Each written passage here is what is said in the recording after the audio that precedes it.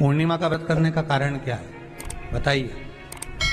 आप इतने सालों से कर रही हो, कई माताएं कर रही होंगी पूर्णिमा का व्रत। एक समय फलाहार करती हैं, एक समय भोजन करती हैं। भोजन में खीर का होना जरूरी होता है पूर्णिमा के व्रत में। दूध की सामग्री होना जरूरी होती है पूर्णिमा के व्रत में। 12 महीने की पूर्णिमा करो मना नहीं है। और पूर्णिमा उठाने का भी समय होता है चैत्र के महीने की जो पूर्णिमा होती है, चैत्री पूर्णिमा पहली पूर्णिमा मानी जाती है, इसलिए चैत्री पूर्णिमा को सिद्ध पूर्णिमा कहते, कार्य सिद्धात्री पूर्णिमा कहते, सिद्ध करने वाली। मनोरथी पूर्णिमा कहते, मनोरथी पूर्णिमा।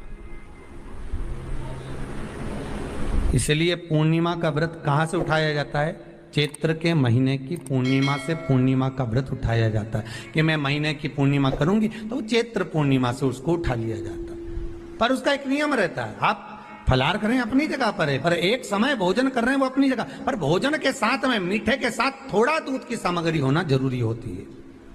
और क्यों करते हैं पूर्णिमा का व्रत, किस लिए किया जाता है, क्यों करा जाता है, उसका व्याख्यान वर्णन शिव महापुराण के अंतर्गत स्कंद पुराण में लिखा गया। स्कंद पुराण में वर्णन किया है श्री वेदव्यास जी महाराज ने। कहा ये पूर्णिमा कब लिए किया जाता है कि व्यक्ति का जब मन गलत भ्रम में जाने लगता है, मन जब गलत जगह पर जाने लगता है, तो ये मन को गलत जगह पर ले जाने वाला कौन होता है? तो कहा ये चंद्र होता है। व्यक्ति की राशि के अंतर्गत, व्यक्ति की पत्रिका के अंतर्गत, व्यक्ति की ग्रह दशा के अंतर्गत जब चंद्र बेकार चलता है तो व्यक्ति अच्छा करते करते भी बेकार करने लग जाता है। चंद्र डोल रहा है। कई माताएं कहती हैं गुरुजी हमारे बेटे को आशीर्वाद दीजिए, बहुत गलत संगत में जा रहा है, मतलब समझ जाना कि चंद्र गड़बड़ जा रहा है। बेटी अगर गलत मार्ग पर जा रही है, बेटी अगर गलत संगत में जा रही है, किसी अन्य व्यक्ति की ओर आकर्षित हो, चंद्र गड़बड़ हो रहा है, उसका चंद्र कहीं जा रहा है। कोई पुरुष, कोई लड़का, कोई गलत मार्ग पर जा रहा है, चंद्र गड़बड़ हो रहा है। घर में जो क्लेश उत्पन्न होता है, घर में जो विवाद उत्पन्न होता है, उस विवाद को रोकने के लिए केवल चंद्र की ही, इसलिए तो पूर्णिमा घर की नारियां हमारे हिंदू धर्म में यहां तक स्कंद पुराण में कह दिया कि प्रत्येक पूर्ण। आप लोग कभी आप लोगों ने सत्यनारायण जी की कथा करवाई है? जितने लोग आस्था चैनल पर कथा सुन रहे हैं, जितने लोग फेसबुक यूट्यूब पर कथा सुन रहे हैं, यूट्यूब पर कथा का श्रवण कर रहे हैं, उनने कभी सत्यनारायण की कथा करवाई होगी। तो उसमें लिखा है हर कार्तिक, हर पूर्णिमा को, हर संक्रांति को ब्राह्मण सत्यनारायण भगवान की कथा या राजा या वैश्य कथा को कराता था, या बढ़िया कथा कराता। सुनी कि नहीं सुनी ये बात? सत्यनारायण भगवान की कथा में लिखा है, स्कंद पुराण के अंतर्गत जो सत्यनारायण भगवान की कथा का स्मरण किया उसमें लिखा है प्रत्येक संक्रांति पूर्णिमा को सत्यनारायण की कथा करवाने लगा और ये योनि को प्राप्त हुआ, इस योनि से छूटा, इस योनि में गया। लिखा है, सब कुछ लिखा है।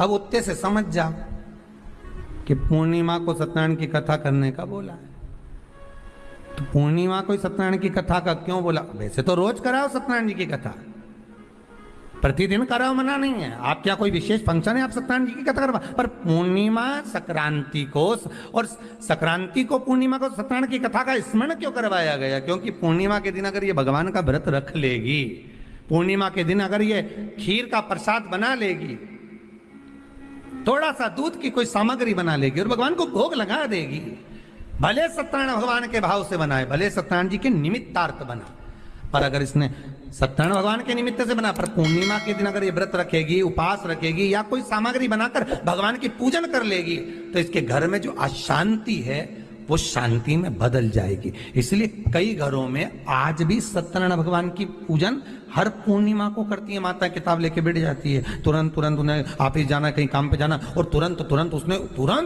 जल्दी जल्दी कलश रखा, कलश नहीं भी रखे तो भगवान की पूजन कर को रखे, ब्राह्मण देवता को बुला लेगी, ब्राह्मण नहीं आएंगे तो खुद कर लेगी, पर करती जरूर है। इतना सा आटा सेक लेगी, पंजेरी बनाई, सीरा बनाई, मिठाई रख दो, कुछ भी करेगी पर सत्यनारायण की कथा कर ले। उसका मन लग गया उसमें, मतलब पूर्णिमा को करना है। उसको करने से क्या होता है? शांति रहती है, शीतलता रहती। जिसके घर में हर महीने की पूर्णिमा को खीर बनती हो, ध्यान दीजिएगा, बहुत सुंदर संवाद चल रहा है, बहुत ध्यान देने वाली बात है।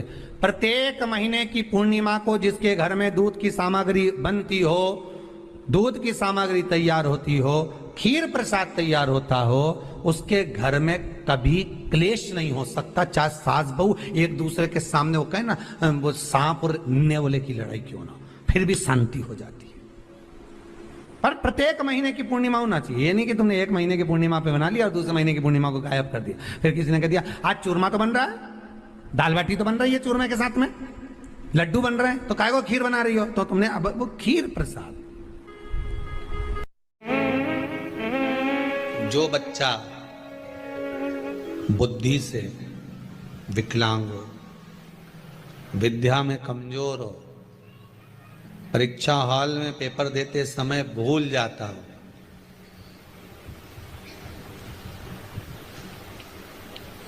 विवेक काम ना करता हो, तो निवेदन है किसी भी पूर्णिमा की रात्रि को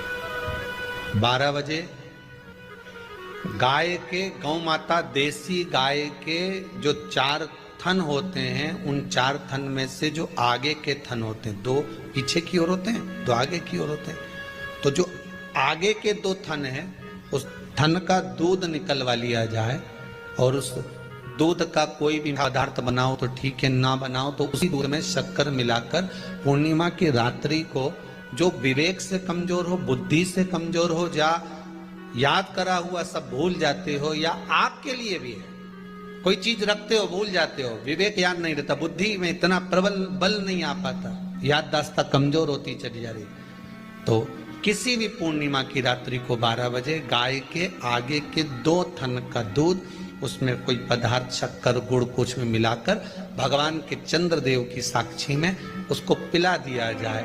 महाराज बार बार पिलाने की जरूरत ही नहीं पड़ेगी, एक ही बार में काम कर जाएगा और विवेक पूर्ण तरह से कार्य करने लगेगा। देसी गाय के आगे के 2 थन का दूध बड़ा प्रबल होता है।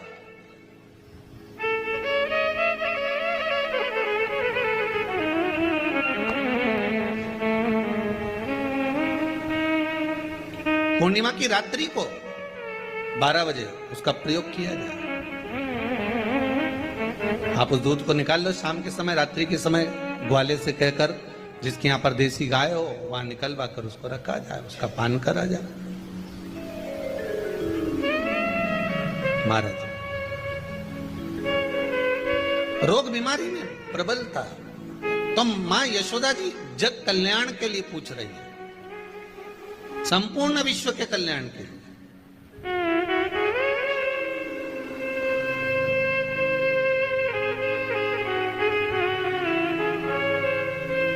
अरे कितना सुंदर संवाद है। स्कंद पुराण में समुद्र मंथन की तिथि, नक्षत्र, घड़ी, पल सब कुछ लिखा हुआ है कि समुद्र मंथन के लिए देवताओं ने इंतजार करा था। कब? जब चंद्र का प्रभाव पूर्ण हो। जब चंद्र का प्रभाव पूर्ण होगा तब जो मंथन होगा, उस मंथन का जो सुख होगा वो जीवन को आनंद दे जाएगा। हो सकेगा तो कल की कथा में मंथन के लिए जो समय स्कंद पुराण में कहा गया कि ये समय में चंद्र प्रबल होगा, उस चंद्र की प्रबलता में मंथन का कार्य प्रारंभ करा जाए। देवता और राक्षस मिलकर मंथन करें। कल की कथा में वो पल, वो समय भी बताएंगे कि स्कंद पुराण में ये जगह पर ये चीज लिखी है। क्यों इंतजार कर रहे हैं कि चंद्र प्रबल हो तब हो? क्यों भीष्म पितामह इंतजार करते हैं कि सूर्य उत्तरायण हो तब जाऊं?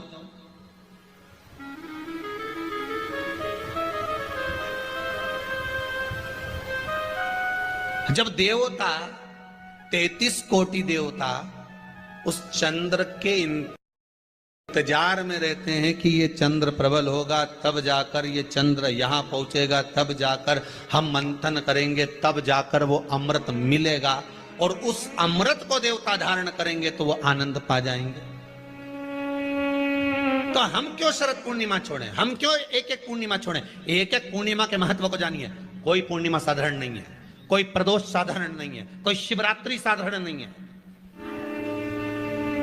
पूर्णिमा के नारियों को, स्त्रियों को अखंड सौभाग्य के लिए, जो नारी वैधव्य नहीं होना चाहती है, उस नारी को पूर्णिमा के कितने व्रत करना चाहिए? जिस नारी के यहाँ संतान नहीं हो, औलाद नहीं हो, उसको पूर्णिमा के कितने व्रत करना चाहिए?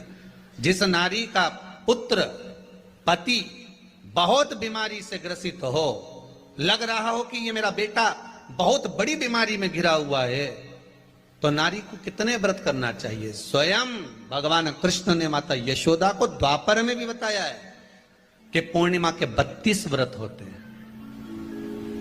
कितने व्रत होते हैं? 32।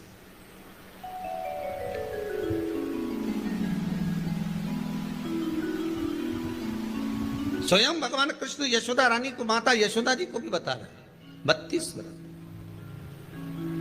अब आपको किसी ने बता दिया होगा कि 8 कर लो, 7 कर लो, 6 कर लो, 12 कर लो, इसलिए आपने बोला कि 12 कर लीजिए, 32 कर लीजिए। अरे यहां तो द्वापर की कथा भी कहती है। यशोदा जी ने एक बार भगवान कृष्ण को रोक कर कह दिया, ए कन्हैया रुको। कन्हैया बोले, बोलो मां क्या बात है?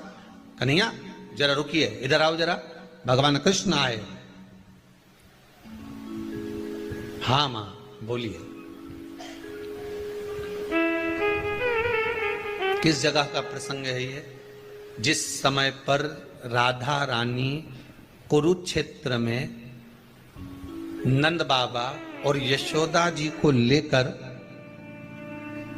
कुरुक्षेत्र के कुंड में, ब्रह्म सरोवर में स्नान कराने के लिए लेकर जाती है, ग्रहण का समय पर। और जब भगवान कृष्ण उस कुरुक्षेत्र के उस सरोवर में स्नान करने आते हैं, तब यशोदा जी ने अपने लाला से प्रश्न किया है, पूछा है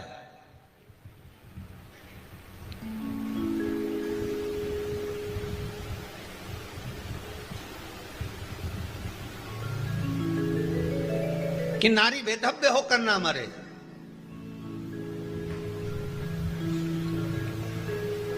उसका पति कोई रोग से ग्रसित ना हो, उसका पुत्र किसी रोग में ना पड़े। अरे भाई कितना सुंदर संवाद लिखा है। अगर किसी माता का पुत्र मान लो किसी नशे में डूबा हुआ है, कोई नशा कर रहा है और गलत नशा है, आपको लग रहा है कि ये नशे में डूबा हुआ है, आपको लग रहा है कि ये गलत जगह पर डूब गया है, आपको लग रहा है कि मदिरापान में, मांसाहार में या अधिक गांजा आदि का जो भी नशे होते हैं, जितने भी नशे, उसमें डूब चुका है। और माँ उसको समझा रही है, तू नशे में मत डूब, तू इस काम को मत कर, तू ये गलत कर्म मत कर। माँ उसको समझा कर हार गई। तो मेरा माताओं से निवेदन है, आप उसको समझाना बंद कर दो, एक काम करना प्रारंभ कर दीजिए। हमें जो शिव महापुराण के माध्यम से शास्त्र कह रहा है कि आप 32 पूर्णिमा के व्रत प्रारंभ कर दो। उसमें करना क्या है आपको? केवल जिस दिन व्रत रहे, रात्रि के समय पर कोई भी मीठा, कुछ भी सामग्री आप चंद्र की रोशनी में, चंद्र को अर्घ देने के बाद, पूजन करने के बाद उसको रखो, और वही सामग्री जो नशा कर रहा है उसको पूर्णिमा के दूसरे दिन उसको खिलाओ। आप धीरे धीरे खिलाना चालू करेंगे, जिस नशे में वो डूबा हुआ उस नशे से वो छूटना प्रारंभ हो जाएगा। 2 पूर्णिमा व्रत करके तो देखो, तीसरे में तुम्हें जरूरत ही नहीं पड़े। धीरे धीरे आप रुक, वो छूटना प्रारंभ हो जाएगा। स्वयं भगवान कह रहे हैं, यशोदा मैया ने कन्हैया को रोक लिया कुरुक्षेत्र के उस मैदान में, और भगवान कृष्ण का दर्शन माता यशोदा जी करी। बहुत बहुत दिनों के बाद मां को